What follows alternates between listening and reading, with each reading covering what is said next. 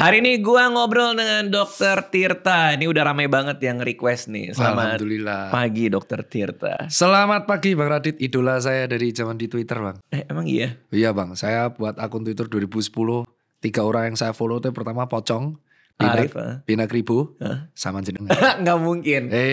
Kenapa? Karena baca buku atau gimana? Itu buku, 3 itu emang kita Si bareng-bareng. Kambing Jantan Bang. Iya. Terus bener, film pertama kan, itu kan film yang hype pas zaman saya SMP SMA. Oh, emang SMP SMA di mana? Solo Bang, cuman kan usia kita jauh, saya 33. Oke, gak usah di jauh-jauh gitu ya. Tapi gua kenal Dokter Tirta, mau tau gak ceritanya gimana? Gua tahu pertama kali tahu nama lo dari mana tau gak? Dari? Jadi suatu hari gue lagi bersama teman gue. Bentar. Pandu Winoto namanya. Oke. Terus kita lagi syuting. Terus dia kayak gini kan. Bang, gue langsung cabut ya. Terus gue nanya kan, kenapa lu cabut Pandu gitu? Biasanya nongkrong dulu di rumah gue makan gitu. Lagi ribut nih gue gitu. Ribut kenapa gitu? Ada ribut di Twitter soal sepatu.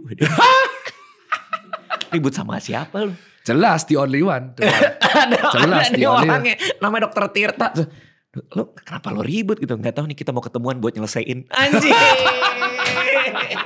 Itu ingat banget gue nih. 2017-18. Oh iya. Itu zaman aku rasa-rasanya itu Bang. Akhirnya ketemu di Indomaret kayak Bang. Ah, Indomaret ya? Enggak.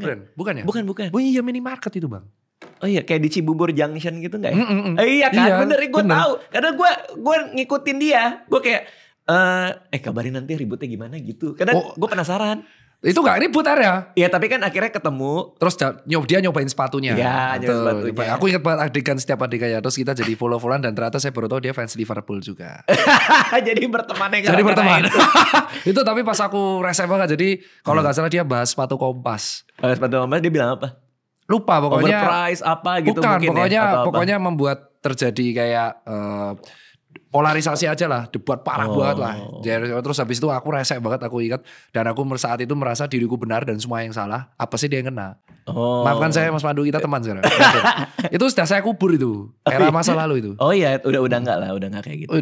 Udah saya pendam jauh itu Tirta. Iya. Sekarang gue ini aja pakai Kompas kalau lagi stand up sekarang. Oh ya? Iya. Wah, luar biasa. Karena taunya dari Pandu juga. Pandu jadi sering cerita juga. Itu apa gara-gara lu yang ngasih ya waktu itu? Itu pertama dia mau nyoba, terus tak kasih ini sepatu Kompas yang bener-bener limit. Nah ini yang jadi kasus berikutnya. Jadi si orang Kompas yang ngira aku menjual itu sepatu sampel. Dikira aku dijual, terus dimarahin aku. Itu sepatu sampel yang aku kasih ke Pandu. Warnanya kalau nggak merah hitam, aku lupa salah satunya. Tapi banyak juga kayak ini ya, karena Dokter Tirta suka ngomong di YouTube. Ada statement-statement yang orang tuh suka ada pro kontra tuh. Nih gue bacain salah satunya ya. Ada nih, salah satunya kebanyakan makan bawang nggak bikin bau bawang. Justru bawang baik buat pencernaan. Oh iya betul. Itu benar. Oh betul. Karena banyak orang yang bilang bau bawang gara-gara suka makan bawang. Apa enggak. Jadi bau badan itu dikarenakan ada metabolisme tubuh yang salah. Oke. Itu yang pertama. Jadi gangguan metabolisme tubuh. Yang kedua, bau badan itu bisa dikarenakan dia memang ada bakteri atau infeksi. Oke. Jadi bau gak enak. Sorry tuh saya, sorry. Bau ke Fadil? Kenapa ke Fadil? Bukan tuh kamera. Bukan. Ini kan keluhan orang nih. Oh iya, soalnya jangan. Bukan Bang, clear. Culture nih, bajunya keren tuh. Kenapa bajunya? Bajunya mantap itu. Alien Bass. Ya jadi saya pikir tuh bau yang kedua tuh karena dia baunya tuh badek, perengus, enak. Nah itu kalau orang Jawa bilang itu karena dia bakteri yang dia gak pernah ngurus badannya. Tidak pernah mengurus dan mentreat badannya. Akhirnya bakteri itu nempel di sumber-sumber kelenjar keringat. Nah kelenjar keringat yang rentan ditumpuki bakteri itu apokrin. Dia numpul di paha, leher, sama ketiak. Berarti bukan karena kita kebanyakan makan kari, makan bawang kita jadi bau karena makanan itu enggak ya? Enggak langsung begitu Bang. Enggak. Kalau gitu caranya saya makan sate kambing besok perengus saya Bang. Betul sih. Bener kan? Padahal enak sate kambing. Enggak. Jadi itu kayak kulurkan dan bawang itu justru bagus buat tubuh kita karena dia salah satu hebatnya itu adalah tumbuhan diciptakan yang merupakan anti-inflamatori alami. Jadi meredakan peradangan. Makanya kalau orang-orang sakit tenggorokan buat nelen sakit tuh rata-rata dikasih sup bawang kan langsung reda gitu. Soalnya gue pernah makan bau bawang soalnya habis makan kan gue gini kan. Habis makan gini. Gak apa-apa. Sesepuh soalnya. Sesepuh. Izin, mantap. Biasanya dia marah-marah nih. Ya gak boleh. Di Twitter kita belum main. Dia udah main nih soalnya. Belum, gak bisa sesepuh. Tapi lu suka ribut sama ini gak? Follower karena soal kesehatan tapi merekanya ngeyel. Gak gitu bang gitu. Oh pernah dulu. Gimana tuh? Dulu yang misalnya edukasi apa terus mereka kayak. Ini bang yang apa namanya yang ada 3 yang aku tuh paling jengkel. Yang karena udah dibilangin berkali-kali tuh gak percaya. Yang pertama, air es bikin gemuk. Air es bikin gemuk. Alasannya si orang ini, katanya teman saya air es itu membuat lemak tidak larut sehingga numpul. Nah jawab. Karena air es itu kalau Anda masuk ke dalam lambung sudah dinetralkan. Kecuali Anda minum es batu, remuk telakmu, tenggorokanmu. Nah gitu, terus dia tetap, enggak bang, kata teman saya minum air es tuh bikin gemuk. Soalnya teman saya yang minum air es gemuk. Kalau gitu suruh aja temenmu yang genuk minum air panas biar besok lelah lemaknya. Waduh. Iya. Gak berani dia. Jadi air es itu tidak menyebabkan gemuk sama sekali bang. Gak berani, memang gak berani sih kalau dilihat dari. Gak berani kan itu. Iya. Cuman air es itu kalau terlalu banyak akan menyebabkan reaksi brain freeze. Jadi kayak sakit. Iya, karena suhunya terlalu tinggi. Tapi itu dari mana ya? Selalu terlalu rendah. Kenapa? Dari mana anggapan orang bahwa air es itu bikin gemuk? Karena itu lemak tidak luruh. Kok bisa logikanya? Karena mereka kebiasaan nyuci piring tuh bang. Kalau nyuci piring lemak numpul tuh di piring kan biasa luruhnya pakai air hangat. Jadi mereka berasumsi kalau lemak masuk ke dalam tubuh itu dilarutkan pakai lemon hangat. Kau pikir tubuh kita tuh piring dicuci pakai mama lemon? Kan tidak. Iya. Bukan nyebut brand tapi emang jengkel bang di situ saya bang. Iya, ini biru jengkel nih saya di. Bener. Gitu. Nah, sekali 2 kali gak apa-apa kan? Tanya lagi, air dingin bikin gemuk gak? Air dingin bikin gemuk gak? Orang yang beda nih. Orang yang beda. Yang apes yang ke-10. Habis itu. Iya. Saya langsung tuh. Langsung. Terus makanya di TikTok saya sering kena restriction. Tanda apa tuh? Tanda seru. Ada yang bikin kompilasinya gak? Ada. Tirta Core ya. Ada lagi. Kalau nggak ada gue yang motong. Jangan sesepuh gak boleh marah. Itu peraturan pertama, tidak boleh marah sama sesepuh. Siap.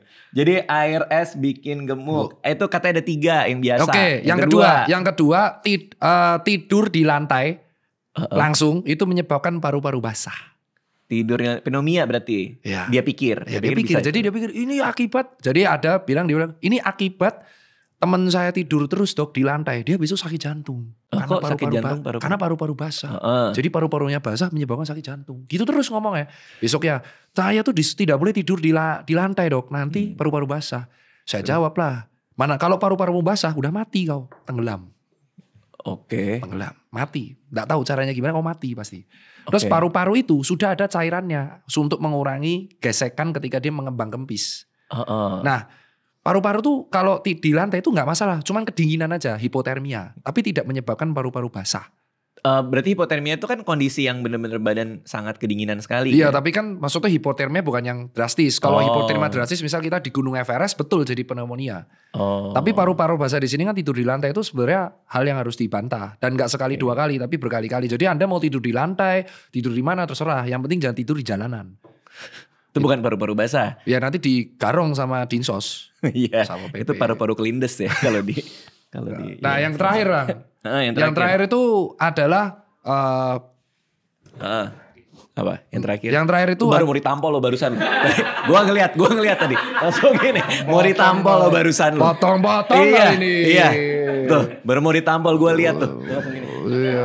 Udah dia pakai sendal brand kompetitor biasa nih Bang. Wah. Besok ganti ya. Porto X. Nah jadi saat itu saya yang paling ketiga itu adalah yang agak dongkol sebenarnya. Apa tuh? Kalau ada orang serangan jantung, ini agak fatal ya, karena kemarin kejadian bener Bang. Ada orang serangan jantung dikerokin. Serangan jantung dikerokin? Karena angin duduk.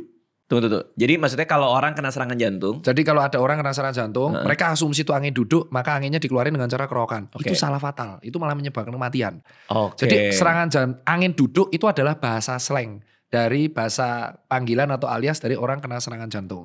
Dan serangan jantung tuh gak bisa ditebak. Sama sekali. Gejalanya memang karena jantung tuh di dada sini, somatisasi. Somatisasi itu adalah karena organ kita di sini, kalau kita nyeri akan dicerminkan di punggung dan menjalar sampai sini. Dan itu golden periodnya 5 menit dan harus diresusitasi jantung paru. Kalau di negara maju sudah diajari orang awam bisa RJP atau telepon 118 untuk ambulan. Nah, aku melihat beberapa orang yang serangan jantung dikerokin atau dikasih teh hangat. Oke. Posisi dia nggak sadar, dikasih teh hangat, tersedak lah kawan. Oh. Ada membuat dia semakin cepat ketemu Tuhan. Oke. Tapi gimana caranya kita tahu bahwa dia serangan jantung? Oh, itu kelihatan banget. Kelihatan. Jadi kelihatan tiba-tiba dia aktivitas amit-amit nih Bang, dia futsal atau badminton malam ya kan, set. Terus tiba-tiba ambruk, langsung lemes, ambruk. Udah langsung telepon 118, itu udah pasti serangan jantung. Oh, berarti kalau lagi aktivitas Tiba-tiba ambruk. Ambruk itu jantung. Iya, bukan pingsan ya. Jadi tiba-tiba ada lemes, dia tidak langsung mak gedabruk, pingsan enggak. Tapi bener-bener dia ada tiba-tiba langsung kelingan, bro, kelingan. Terus blackout, detik, tiduran, dah itu dia cuma 5 menit golden periodnya. Berarti tanda awal tuh dia tiba-tiba ngomong Lemas. Jawa ya, ngomong Jawa. Oh bukan. Oh enggak. Oh itu Bentar. Oh bentar. Oke, gue pikir tiba-tiba jadi bisa bahasa Jawa nih. Bukan gitu, Oh, siapa enggak. tahu kan itu. Iya. Mau marah gak bisa. Ini kalau di channel udah saya kasih bata ini. Kalau di Kaskus udah saya kayak bata nih. Cuman sesepuh. 3 nih.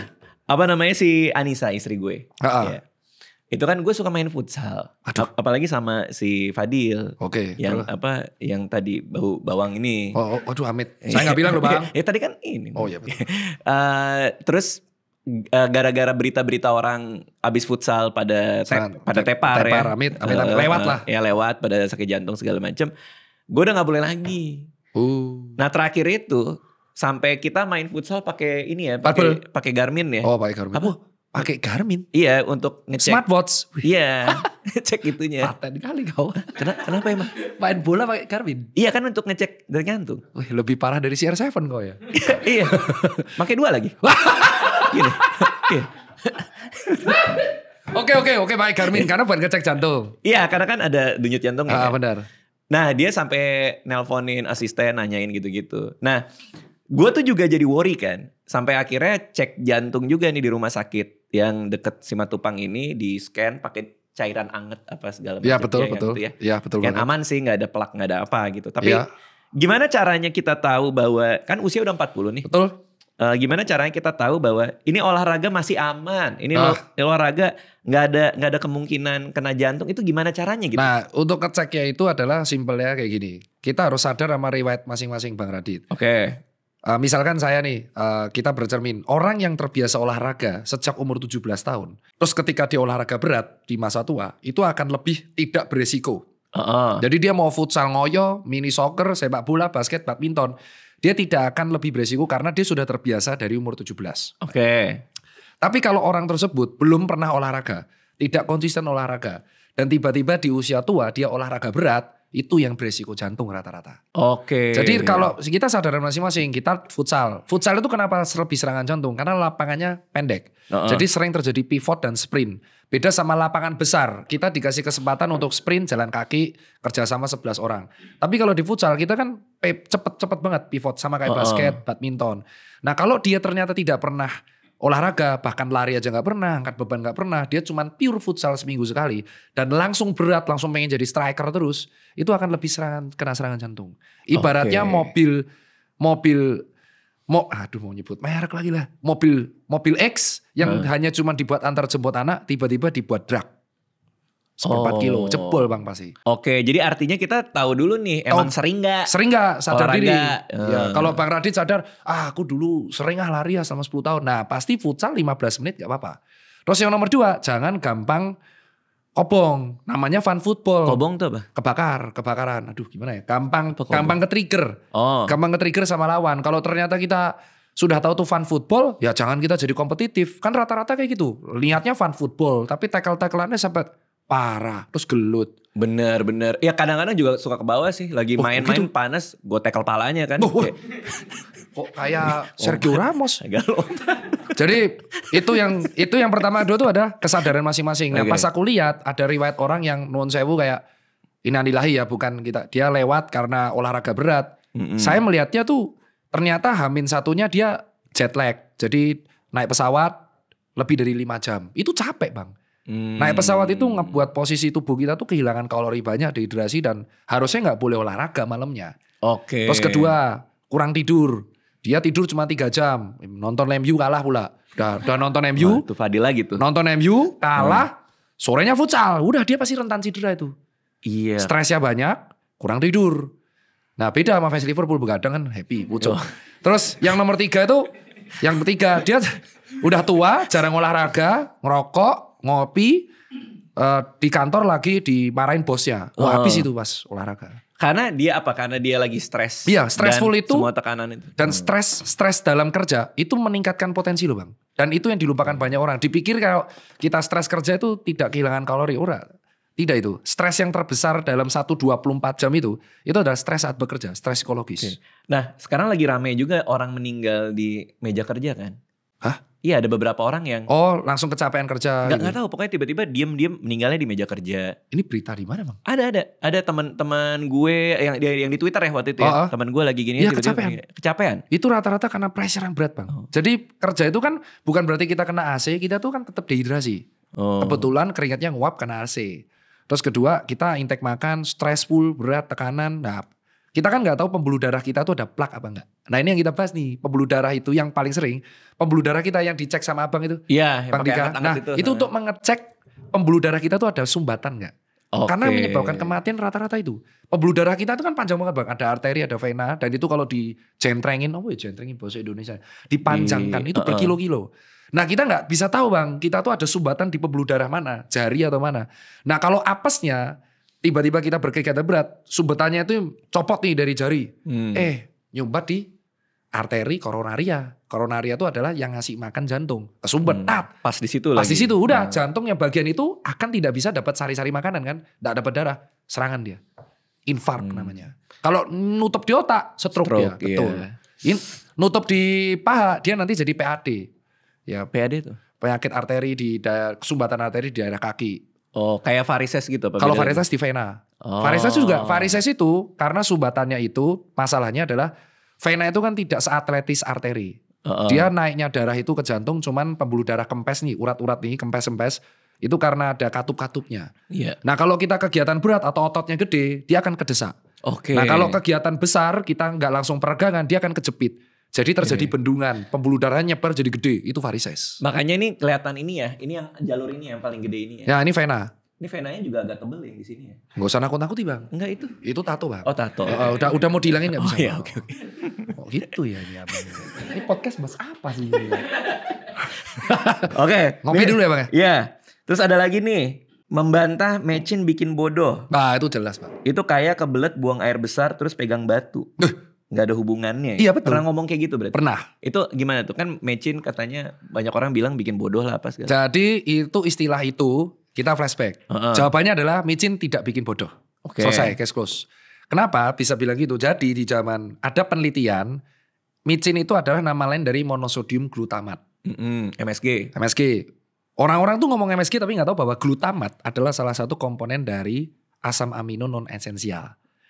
Dan glutamat itu memang rasanya gurih, umami kalau orang bilang. Umami, orang Jepang bilang umami itu. Gurih dan memang penemu MSG itu Jepang. I see. Ya dan glutamat itu awal mulanya itu ada alami Bang. Dari jamur. Jadi iya benar-benar. Nah, kita close dulu sampai situ ya. Iya. Glutamat itu adalah memang memberikan sensasi gurih. Maka dikombinasikanlah dengan garam menjadi monosodium glutamat untuk menjadi penyedap makanan. Nah, intake hariannya berdasarkan WHO dan kawan-kawan adalah 30 mg per kilogram berat badan. Bang Radit berat berapa? 66. Berarti 1980 maksimal. 1980 kilogram per hari. Per hari. Bukan kilogram, 1980 miligram. Oh, oke. Jadi artinya 1 ton itu berapa? Mati itu Bang. Jadi anggap aja 2 gram. Anggap aja 2 gram MSG. 2 gram MSG. 2 gram MSG itu sekitar kalau nggak salah itu sekitar gimana ya? 2 sendok makan lah, gede tapi penuh. Gede, segini. Nah itu dulu intake-nya. Kalau kebanyakan MSG itu sifatnya akan seperti natrium. Ada 3 hal. Kebanyakan ya. Jadi kita makan MSG dalam jumlah banyak lebih dari dosis yang diperlukan. Jadi kalau makan bakso langsung sak bungkusnya. Makan bakso, wabur gitu langsung. Tapi nggak ada kan orang makan bakso langsung? Ada. Ada. Tadi diceritain. Ada beberapa orang yang seperti itu. Sensorik lidahnya kurang, rasanya kurang asin, tambahi terus. Nah resikonya kalau berlebihan itu ada 3. Yang pertama hipertensi. Jadi dia konsumsi MSG berlebihan dalam waktu lama. Yang kedua adalah sindroma metabolik. Dia konsumsi MSG berlebihan dalam waktu lama. Yang ketiga ya gak jauh-jauh dari dia akan ngerasa sensorik lidahnya akan berkurang. karena toleransi sama toleransinya asin. makin turun. Nah, masalahnya dari beberapa penelitian kalau di bawah itu ya nggak apa-apa. Nah, terus kenapa bisa ada statement micin bahkan bikin bodoh? Jadi ada penelitiannya ini di hewan. Penelitiannya itu di tikus. Teman-teman bisa cari. Kalau nggak percaya, cek ChatGPT 4.0. Ada. Oh, di ChatGPT ada. Ada. Penelitiannya bisa dicek. Penelitian apakah yang dibilang membuat MSG itu bikin bodoh. Penelitian itu diteliti di otak tikus. Tikus putih. Mencit kalau kita bilang di dunia farmasi atau dokter. Ini dikasih intake MSG. Ternyata membuat otaknya jadi kecil. Tapi intake MSG-nya tuh suntikan. Dan itu banyak dosisnya.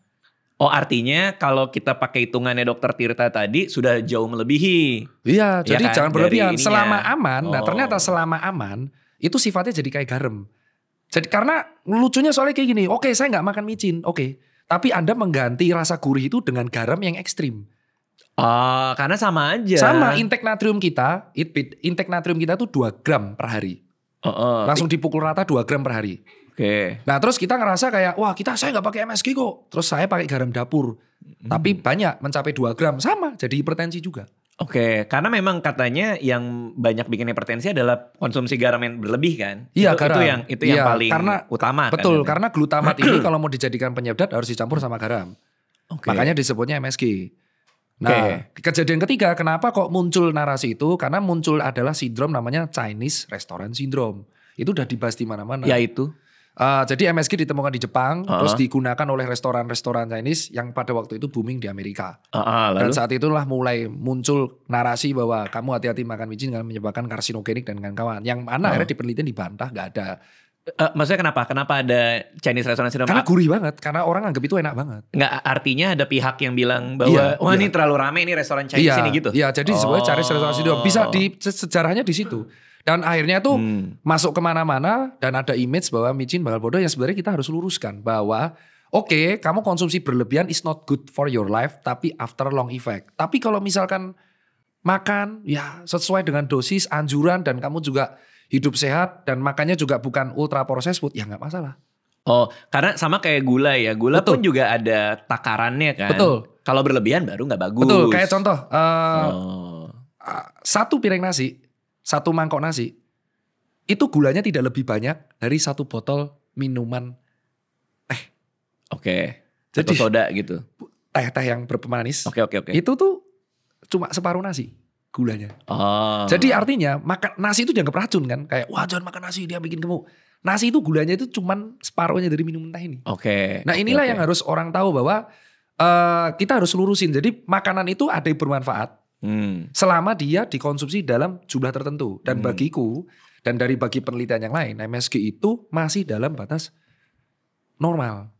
Tidak bikin bodoh bang. Tapi ini ya kalau gue tuh susah memvisualkan ya soal 2 gram pas segala macam. Katakanlah kalau gue sehari sekali makan bakso lah gitu. Nah itu harus seberapa banyak apa segala macam. Kita yang ngasih MSG-nya kan pedagangnya bang. MSG kan biasa aku lihat sendiri ya pedagang tuh paling semene bang, ini paling cuma 0,5 gram bang. Nah biar kelihatan tuh gimana tuh? Ini misalnya ada bakso nih. Mana gitu bang. Nggak ada. Aku pedagang bakso gini-gini bang. Iya. Nah terus aku akan garis bawahi ada orang yang makan MSG berlebihan ada. Jadi biasanya pada orang-orang yang mengalami hipertensi stage 2. Jadi hipertensi itu ada banyak stage-nya. Dia di atas 150/100. Dia tuh sensorik lidahnya yang asin berkurang. Jadi dia ngerasa ciri khas orang hipertensi. Kurang asin ya. Dia nambah terus. Karena kebanyakan itu garam dan lain-lainnya. Iya jadi di masa tua dia ngerasa kayak wah ini kurang asin ya. Dia nambah MSG terus. Sampai banyak. Terus yang disalahin MSG-nya ya kan enggak. Dan ini fakta lagi bang. Garam yang pada MSG itu tidak lebih banyak dari garam pada kecap. Kecap itu ada natriumnya. Kecap asin itu natriumnya adalah 1 gram per 1 sendok makan. Karena dan batasnya 2 gram tadi kan katanya. Nah terus kecap manis itu 0,5 gram per 1 sendok makan. Tahu sate kambing? Tahu. Nah kita makan sate kambing, orang ngeluhnya saya makan sate kambing bang, terus gulu leher saya kenceng. Yang disalin sate kambing, tidak. Sate kambing itu mengandung protein tinggi, lebih tinggi daripada pada daging sapi. Tapi karena sate kambing ini udah dibakar, kecapnya banyak banget, dibumbui sama kecap lagi. Yang bikin naik adalah natrium pada kecap manis. Akibat apa? Akibat kecapnya berlebihan. Gitu. Selama kecapnya nggak berlebihan, ya it's okay kan? Bener. Sama kayak orang makan salad. Salad? Ya selada gitu, tapi dressingnya gulanya banyak banget gitu kan. Nah iya betul. Dia pikirnya makan sehat. Tapi dressingnya udah melalui intake sugar yang dianjurkan gitu kan. Iya, karena gula dan garam ini kita tahu bahwa semua komponen kita tuh ada garamnya. Dan harus ingat, glutamat itu tidak hanya dari MSG. Glutamat itu juga bisa dari jamur. Nah, gimana kalau kita ngelihat pakai bakso? Boleh. Karena di luar ada bakso. Mana? Ini bakso beneran atau gimmick bang? Bakso beneran. Bakso bulat. Seperti bola pingpong. Kalau lewat, membuat perut kosong. Di sini ada yang kayak ragu-ragu ngomongnya. Di sini kayak ada yang Mbak Yanti ya di BWK. Ada dong. Sama Mas Yanto. Mbak Yanto. Mbak Yanto. Boleh kita masukin tangannya aja biar orang penasaran. Ya ini tangannya. Kita lihat. Kok gak ada sayurnya bang? Gak ada sayurnya ya? Waduh. Ini dia nih. Gimana nih? Nah biar gampang sih. Ini. Ternyata emang harus ada. Berarti koreksi cara kita makan bakso. Harus ada sayur, sawi bang. Pertama itu. Harus ada sayur. Jadi harus makanan itu harus pastikan teman-teman seimbang. Kecap asin. Nanti kita lihat baksonya. Terus kita. Nih bang. Kita pretelin ya satu-satu ya.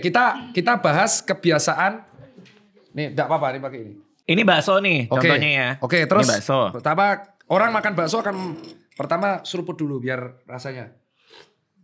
Terus orang akan ngerasa kan. Ada yang nambahin, ada yang menambahkan kayak contoh kecap. Iya. Ada yang menambahkan cuka, ada yang menambahkan saus. Pertama ada orang nambahin saus. Ini natrium. Di dalam saus itu ada natrium juga? Iya kan penyedap. Lalu? Dia nambah ini, gak saya tambah. Lalu dia nambah kecap manis sama kecap asin. Kita tahu bahwa kecap manis, ya udah bukan kecap asin, kecap manis. Karena ada orang penganut paham bakso tuh gak pakai kecap, bukan bakso. Ada natrium. Natrium juga. Which is tadi kan toleransinya 2 gram tuh. Terus dia pakai sambal. Sambal cair. Ini diencerkan kan pasti bukan cabai. Ada gula, ada garam. Natrium. Terus dia ngerasa, aduh masih kurang asin nih. Minta. Mas minta penyedap. Ambil. Apa MSG? Anggap MSG. Set, masuk. Terus yang disalahin ini. Sorry, itu kan Sasa nih. Ini gue anak skena juga soalnya. Hah? Iya. Scan? Iya. Sebutkan 3 lagu Sasa. Panji. Kaos band kan. Kenapa saya ditanya? Kebalik lah. Sebutkan 3 lagu Sasa. Sasa. Emang usia ya.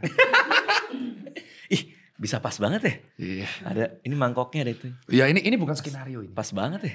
Ini bukan briefing. Kok bisa banget ya. Ada muka gue lagi. Oh iya keren ya. Isinya kopi. Keren ya. Waduh kok jadi. Gak boleh disebut. Gak boleh itu ya. Nah terus kita kasih kayak gini. Kita kasih set. Pakai sendok masuk. Terus ketika kita naik. Ininya lehernya kenceng. Gimik. Suges kan leher kenceng. Yang disalahin ini. Sorry itu kalau leher kenceng beneran gak? Kata orang kolesterol lah. Sebenarnya cuma karena tekanan darahnya agak naik. Tapi itu bener. Bisa memang tekanan darah naik. Karena kan di sini ada pembuluh darah besar. Arteri karotis interna namanya. Jadi kalau naik. Dia membesar. Dia membuat otot di leher itu jadi nyut-nyutan. Dan tekanan darah ada hubungan kolesterol makanan? Ya semakin tinggi kolesterol. Semakin darahnya kan jadi padat. Oke. Nah terus ini semua tuh natrium. Semuanya ada natriumnya. Nah Anda tidak pakai ini. Tapi Anda ngasih kecap banyak, sama aja lah. Anda gak pakai ini, terus Anda kasih garam lagi banyak. Sama kan? Jadi teman-teman itu harus perhatikan 3 komponen yang harus dihafal. Itu adalah komponen gula harian. Natrium harian. Air harian. Ini gula batasnya? Sekitar 50 gram. Ya. 50 gram. Which is lebih gede daripada garam sebenarnya. Iya dong, karena garam 2 kan? Iya. Garam 2 gram. Iya garam 2 gram. Which is sudah pakai 2 ini udah lewat nih. Betul. Terus satu lagi air. Karena air tuh kalau orang normal yang di humidity normal, bukan tropis ya, bukan panas, itu 30 mililiter per kilogram berat badan. Berarti berapa gelas? 1,8 liter alias 2 kali tumbler Coxicle. Iya. Sangat segmented saya. Iya betul, iya. Satuannya satuan Jaksel ya. Ya, satuan koksikel saya. Satuan Nah, Jaksel. terus ini yang harus dikritisi adalah oke, saya 2 gram per hari dan ternyata intake harian MSG adalah 1,8 sampai 2 gram per hari. Nah, kalau kita sudah pakai ini, ya jangan pakai kecap, jangan pakai ini. Nah, segimana 1, berapa gram itu segimana kira-kira? Biar gua kalau makan bakso kebayang. Ini rasanya tak salah saya yo. Iki nganggo garam nih, Bang. Nah, itu apa tuh artinya tuh? Sudah pakai garam Oke. sebenarnya sudah pakai ya. Ya. Tapi buat ini aja supaya secara visual kelihatan. Sengene tok cukup, Pak, iki, Pak. Iki wis gurih banget, Pak. Iya. Cuman ada yang ilatnya pedas, Bro. Ndak apa-apa ya. Ojo guyu dewe. Oke. Ilat itu lidah. Iya. Ora itu tidak pedas tuh nggak keras apa-apa, Bang. Karena tidak bisa di bahasa Indonesia kan. Ilat ora pedas itu artinya lidahnya tuh keras sekali sampai dia nggak bisa ngerasain asin. Nah, terus ini. Sama aja. Jadi sebenarnya ketika kita menambahkan kecap manis, kita menambahkan saus, itu sama aja kita menambahkan garam dalam bentuk yang lain. Oke. Ini lumayan mencerahkan. Mencerahkan. Jadi kan oke, kalian tidak pakai ini. Wah, micin bikin bego, betul. Terus Anda nambahin 1, 2, 3, 4 cuka tambah garam. Podo itu. Sama aja. Sama saja. Ya. Nah, sama aja. Jadi yang di sini kita tahu adalah dia itu Anda makan ini satu, itu tidak akan mati. Oke. Kecuali Anda makan langsung segini. Oke, which is tantangan juga. Misalkan ada buat konten kreator pengen viral. Memakan sasa 1 bungkus. Wah. Oke. Saya yakin besoknya dia akan mengalami atrial fibrilasi, gangguan elektrik pada jantung. Karena jantung itu terpengaruh sama natrium dan kalium. Oke. Hipernatremi akan membuat jantung gitu, Pak. Ya, artinya lagi-lagi soal batas. Nah, Soal batas, moderasi. Jadi teman-teman harus tahu nih. Ketika Anda lihat kecap anis, kecap asin, sambal. Sorry, kecap anis. Oh. Maaf, kita udah nggak dalam kecap suasana manis, Bang. Pilkada soalnya. Iya, belum, bukan, Bang. Itu kan ya, Bang. Bener. Kecap manis, Bang. Ini kecap manis. Ini kecap asin, ini sambal, ini saus. Dan ini sudah dikasih. Jadi buat teman-teman sekalian, kalau lihat kayak gini, ya ini tuh sebenarnya garam. Ada garam natriumnya. Jadi bukan dia pure garam bubuk, garam dapur bukan. Ada komponen natriumnya. Dan ada gulanya juga. Ada. Jadi ketika kita makan itu ya yang sebenarnya dikurangin itu sebenarnya ini loh. Ini loh, gitu loh. Jadi kalau memang tidak makan ini tapi makan itu podo aja sebenarnya. Ya intinya moderasi tadi kan. Kalau sekali-sekali segala ya. Anda makan rutin pun tapi di bawah dosis nggak apa-apa karena sifatnya kayak garam. Oke. Kita tidak akan bisa mencegah makanan dari garam toh. Iya, betul. Ya kalau Bang Radit memang pure sama istri saya mau totally clean. Jadi tanpa garam, tanpa gula nggak apa-apa. Karena ada dokter kesehatan juga yang buka catering kan waktu itu. Terus gue nanya ke dia gitu. Dok, menunya apa? Dikasih lagi menunya. Terus gue nanya, ini ada gula atau garamnya nggak? Terus dia bilang, lah nggak apa-apa ada gula ada garam selama nggak ngelewatin ini gitu. Oh, dalam konsep berpikir gue kayak semuanya harus nggak ada. Justru kan malah jadi nggak sedap gitu. Ya karena sebenarnya tuh tubuh kita tuh udah punya mekanisme untuk mengolah itu semua. Oke. Kita tuh bukan nggak butuh garam, kita tuh butuh garam. Jantung tuh butuh natrium. Nah kalau kita nggak ngasih natrium, hiponatremi. Contoh pada apa? Pelari, Bang. Kenapa pelari? Pernah kena kasus gak? Lihat kasus lari meninggal pada waktu lari. Dengar kasus itu? Itu karena dia hiponatremi. Jadi ketika lari, dia dehidrasi berat, dia lupa intake, natrium kan hilang lewat keringat, nguap. Jantung nggak punya suplai natrium buat ngatur listrik. Jantung tuh kalau berdetak harus ada listriknya. Listrik itu dihasilkan dari natrium dan kalium. Natrium hilang, langsung dia detaknya jadi kacau. Namanya ventricular fibrilasi. Udah 5 tahun nggak? 5 tahun lagi. Itu 6 menit 10 menit nggak dipanggil ambulan pakai RJP atau pakai elektrik. Namanya AED, devib yang bisa dibawa-bawa. Gitu. Lewat, Bang. Oke, itu karena kekurangan natrium. Jadi hipokalemi sama konsepnya. Jadi kita masih butuh. Nah ini tuh konsepnya sama kayak garam. Dan ini mitos yang harus dibantah. Jadi kebanyakan micin ngebuat apa? Kebanyakan micin ngebuat hipertensi. Konsumsinya berapa? Batas hariannya 30 mg per kilogram berat badan. Kalau saya konsumsi itu dalam batas gimana? It's okay, nggak apa-apa. Gula gimana? 50 gram. Kalau konsumsi di atas itu dalam waktu lama gimana? Diabetes mellitus. Tapi di bawah itu nggak apa-apa. Nggak apa-apa, it's okay gitu. Kalau saya olahraga, lari terus, saya butuh gula di atas normal. Oh betul, karena butuh energi. It's okay. Berarti nggak apa-apa ya bisa olahraga minum minuman manis ya? Iya, karena dia memang kekurangan sekali, betul sekali, Pak. Soalnya kalau gue kan bukan pelari ya, gue pejalan. Kayak tadi kan dari sini ke jalan, terus ke sana jalan. Jalan aja gitu. Beli apa, Bang? Ke minimarket toh? Iya. tangannya kok udah gini ya? Enggak. Ya, cuman ya. gini tadi. Ini boleh dimakan. Boleh. Jadi gak apa-apa. Dan ini gurihnya tadi normal. Nah, yang aku kesel tuh kalau dia tuh kurang asin. Kurang asin terus nambah garam banyak tuh loh. Ya kan sama aja tuh bang. Ya tapi kan lagi-lagi ada orang yang memang lidahnya udah nggak ini. Nah itu pertanda jelas bahwa dia menjelang hipertensi. Atau sudah hipertensi. Menjelang hipertensi. Karena lidahnya udah gak bisa ngerasain asin. Ya kurang, reseptornya agak berkurang. Kecuali memang dia hobinya chef. Kalau chef memang ada toleransi. Jadi karena terlalu sering dia ngerasain makanan. Nyicip jadi sensoriknya agak hilang. Sama orang yang suka makan panas di atas 40 derajat kan. Dokternya kemarin abang undang. Jangan makan minum panas-panas. Itu bener bang. Itu bener. Itu bener banget. Jadi kalau orang yang minum terlalu panas di atas 40 derajat. Hancur bang mukosanya. Dan itu bisa resiko cancer. Oh iya karena kan luka bakar dalamnya. Tapi tahu gak sih itu kadang. Makanya netizen zaman sekarang ya. Ini depth of expertise banget deh. Kita yang potongan itu. Kan rame tuh potongan yang. Ada dokter bilang minum. Nanti bisa kena cancer gini. Begitu tuh nyebar di komen isinya. Saya minum panas setiap hari. Aman-aman aja. Nah, harusnya ini gimana sih? Harusnya Bang jawab. Hidup kau bukan tentang kau. Hidup ini bukan tentang kau doang. Yang hidup bukan kau doang, Nyet. Bukan kau minum panas-panas hidup. Bukan karena semua orang harus ikut kau. Ikut kau. Gitu Bang. Iya. Gitu harusnya lain kali. Di TikTok. Lebih yakin gak akan ada yang react lagi Bang? Iya oke. Lebih enak ditelan dulu sih tadi. Jadi itu tuh aku suka edukasi itu kenapa? Minum terlalu panas menyebabkan kanker. Loh bener. Karena suhu terlalu panas 40 derajat itu gak bisa diterima tenggorokan. Iya. Tenggorokan saya aman kok bang. Iya. Memang telakmu sempal leleh. Telak itu tenggorokan belakang sini. Langit sini. Spesifik juga ada namanya. Telak itu adalah yang kalau abang ada getar-getar di atas. Telak. Telak tuh namanya. Ya hati-hati tembolokmu itu loh. Oh tembolok tuh sini bang. Oh beda lagi. Beda lagi bang. Tembolok sini bang. Beda lagi. Ini yang kalau ditak udah sakit. Nah jadi karena dia leleh, mukosanya jadi luka bakar, jadilah zat karsinogenik. Cuman itu di-cut. Kenapa? Karena clickbaitnya itu minuman panas. Nah bayangin kalau orangnya hobi gini. Makan bakso panas, mendidih, dikasih saus, dikasih kecap, kasih garam. Wah udah, sudah saya bisa tebak kalau dia makan kayak gitu terus selama 10 tahun. Itu pasti tuanya. Kalau enggak tensinya naik, kolesterolnya naik, cangkemnya melepuh-melepuh. Mulutnya melepuh-melepuh.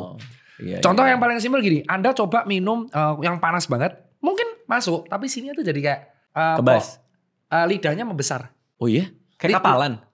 Lidah kan ada pori-porinya tuh bang. Itu kalau kena air terlalu panas membesar. Berapa batas suhu yang bisa ditoler? Ya jangan sampai 40 derajat. 40 derajat tuh panas banget udahan. Emang ada tapi orang yang minum sepanas itu? Ada bang, karena dia sugesti kalau nggak minum sepanas itu tenggorokannya nggak lega. Nah itu yang akhirnya dianggap bisa menyebabkan masalah di masa depan bang.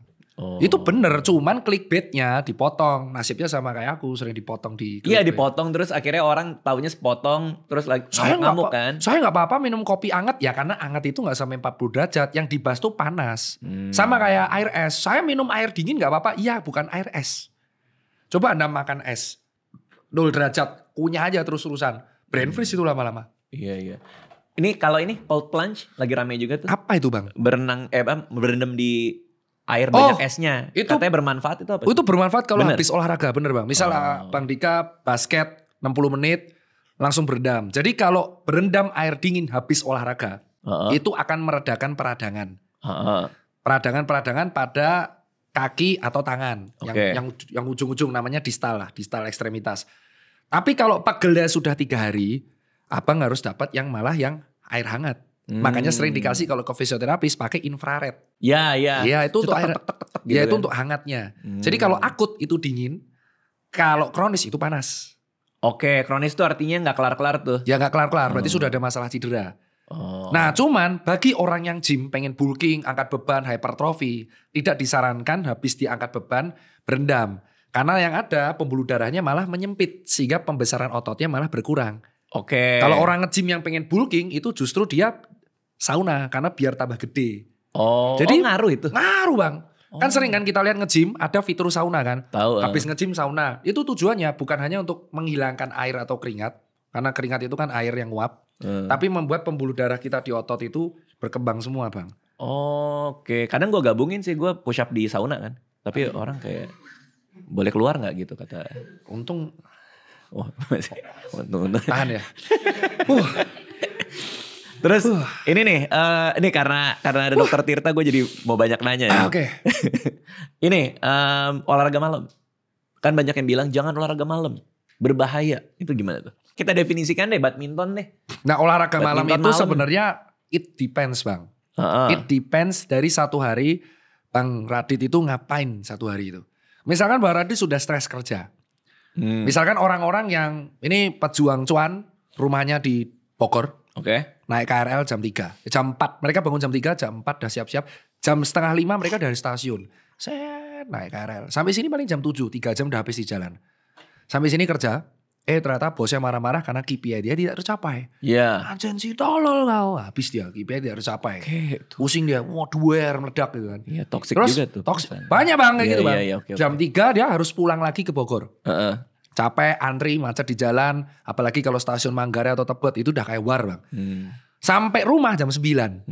Dia gak akan bisa olahraga malam. Bukan nggak akan bisa tuh artinya kecapean kan? Resikonya lebih besar. Jadi dia kalau olahraga malam tidurnya berantakan, resiko sakit jantung, resiko cedera. Apa yang harus dilakuin orang ini? Tidur. Tidur. Terus kapan dia olahraganya? Pas weekend. Nggak bisa dibantah. Kenapa? Itu tidak ideal. Loh tapi kenapa? Nah sekarang kalau dia memaksakan olahraga pada waktu 9 to 5, satu hari itu udah berat, dia akan beresiko malah cedera. Nah makanya aku tanya Baradit satu hari itu misalkan syuting 6 kali. Iya. Udah gak bisa olahraga malam itu. Karena udah pasti capek. Udah pasti capek, mending tidur. Betul. Tapi kalau 9 to 5 dia kerja mungkin kantor samping rumah. Contoh kantornya Kuningan, kosnya Setiabudi. Ngesot itu kan. Iya. Set, terus makannya kelas atas. Kalau gak plus west, Wan Satrio. Paten lah itulah. Dua-duanya gak tahu. Pulang gak pakai LRT, minimal Bluebird, Alphard, Silver. Saat dia olahraga malam gak apa-apa. Karena tidak stressful satu harian. Sampai jam 10 malam olahraga pun gak apa-apa. Karena hanya berpengaruh di jam tidur. Jadi semakin malam kita selesai olahraga, semakin susah nanti kita tidur. Karena masih mompa atau? Ya betul, jantungnya masih mompa, jedanya 2 jam. Jadi 2 jam setelah henti olahraga, kita biasa jantung tuh masih di 80 BPM. Nah turun di 60 baru bisa bubuk. Terakhir banget nih. Asam lambung. Ini kan karena lagi kita juga makan nih. Kenapa banyak orang asam lambung dan gimana caranya gak asam lambung? Stres ya katanya apa gimana sih? Asam lambung, tak telan boleh Bang? Boleh. Tadi sih pas marah-marah bisa sih, tapi ya gak apa-apa sih telannya. Itu kalau gak mau saya makan juga Bang. Oh iya siap. Nanti gue makan, nanti aku makan. Asam lambung itu semua orang punya Bang. Lambung itu mengeluarkan asam karena untuk menetralisir mikroorganisme. Kita kan gak tahu, bakso yang kita makan ini ada berjuta bakteri.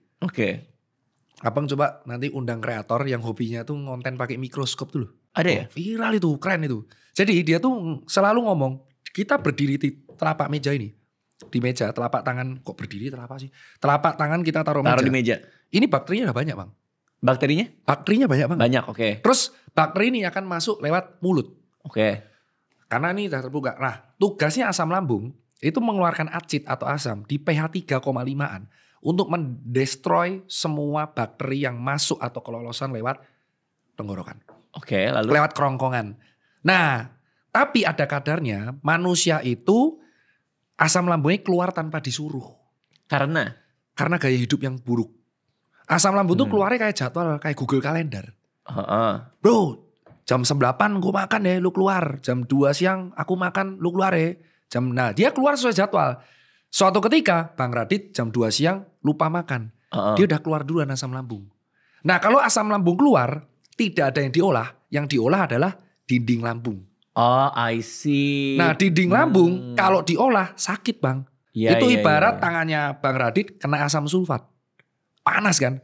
Nah makanya rata-rata orang yang sakit lambung, asam lambung berlebihan itu panas ininya. Karena dinding lambungnya tuh diolah. Kalau ini diolah terus bolong Bang. Makanya banyak yang ngira serangan jantung juga karena panasnya sampai sini kan. Jago. Oke ini baru lah alumni peng-peng nih. Sesuai itu. Oh gitu ya? Betul. Biasa kalau habis podcast sama saya udah bisa kayak gitu. Oh iya. Bisa gitu enggak ya? gitu Bang. Enggak apa, diterapkan saya mendukung. Nah jadi setelah itu yang pertama. Nah asam lambung akhirnya karena beredar terus nguap. Nguap reflux. Keluar dari katup. Di lambung tuh ada katupnya. Yeah. Reflux ketemu ke esofagus. Esofagus di sini. Dadanya kerasa panas. Namanya heartburn. Namanya GERD. Oh, kalau GERD itu berarti manifestasi dari yang sudah terlalu parah. Iya, asam lambungnya sampai jebol ke esofagus. Sini. Biasanya dahaknya warna kuning.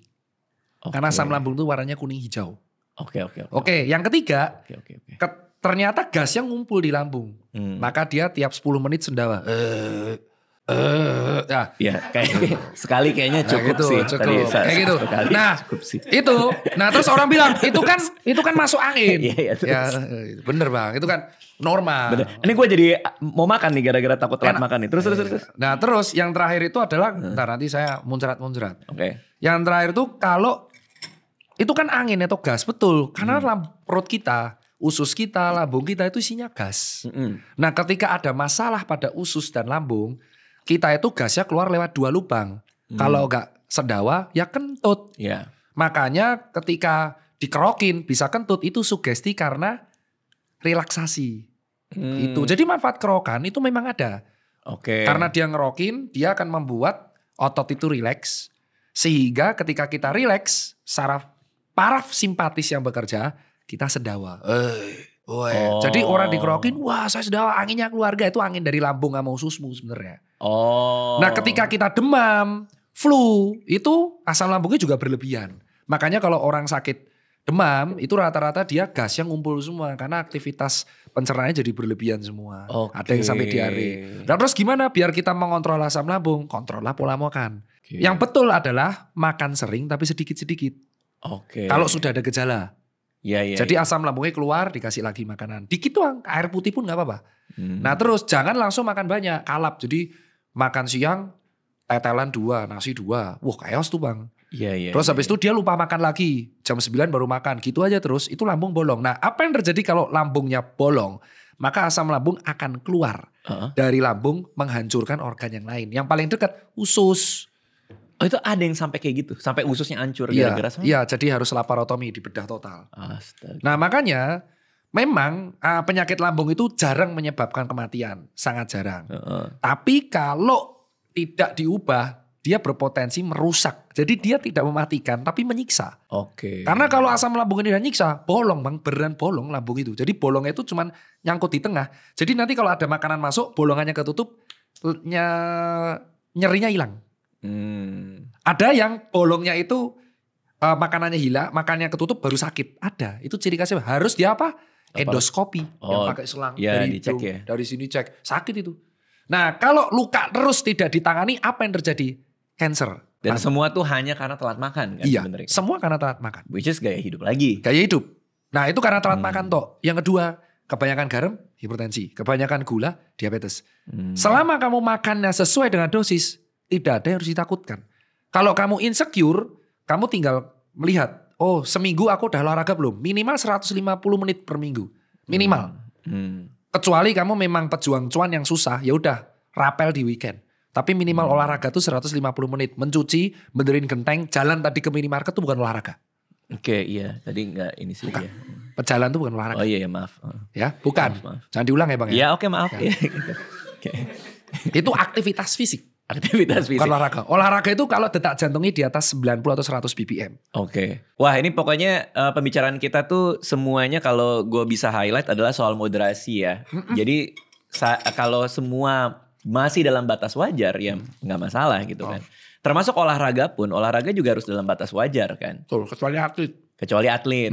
Ya, kita harus tahu kemampuan diri kita sendiri. Bahkan kan olahraga kan orang bilang bagus kan. Tapi lagi-lagi harus ada moderasinya gitu. Makanan juga kayak gitu. Tadi kita udah ngasih contoh juga seperti apa. Contoh ya, segini, wah langsung segini.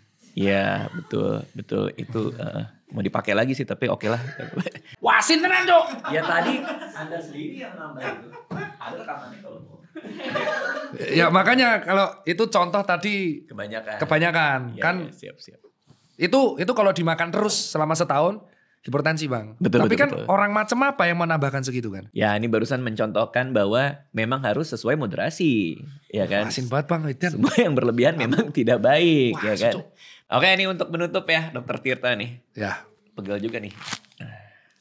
Jadi sasamicin ini aman kalau sesuai takaran kan? Kenapa mukanya? Dari tadi kan ngomong. Disimpan di ketek. Iya agak susah kan. Betah ya. lumayan. Satu betah ya. Lumayan. Gak pernah komplain gitu. Gak pernah. Ya oke.